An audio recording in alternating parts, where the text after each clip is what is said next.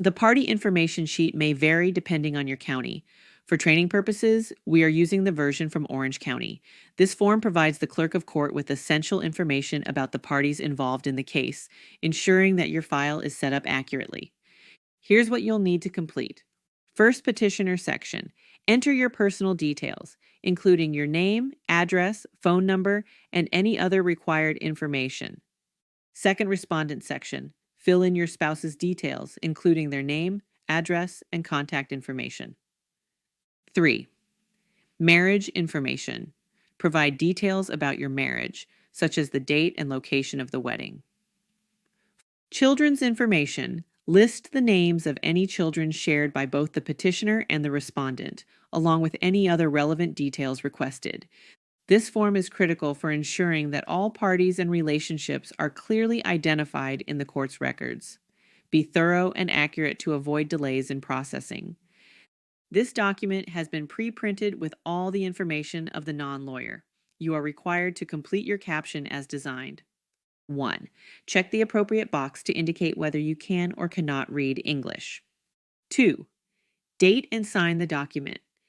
This form helps ensure that you are aware of the role of the non-lawyer and that the self-help program is not providing legal advice. The Notice of Limitations document is available in both English and Spanish. While Osceola County requires this form, Orange County does not. Depending on your local clerk of court, this document may or may not be included in your packet. For training purposes, we're providing it for you to complete just in case. If your local clerk does not require this form, they will simply return it to you. It's always better to be over-prepared when submitting court documents to avoid delays or complications. Instructions. 1. Check the appropriate box to indicate whether you can or cannot read English. 2. Sign the form at the bottom. By completing this form, you ensure that all necessary documents are ready for filing, even if some are ultimately not required. Don't forget these items. With your packet, you must include a copy of your driver's license, your co-parenting class certificate. Make sure to insert them in the order listed on your document order list. This document officially sets up your case file with the clerk of court and gets the process started. Here's how to complete it. Caption. As discussed in the previous slides, fill in the judicial circuit number, your county, and the names of both the petitioner, your name, and the respondent, your spouse's name. Second section. 2. Type of action, charge proceeding.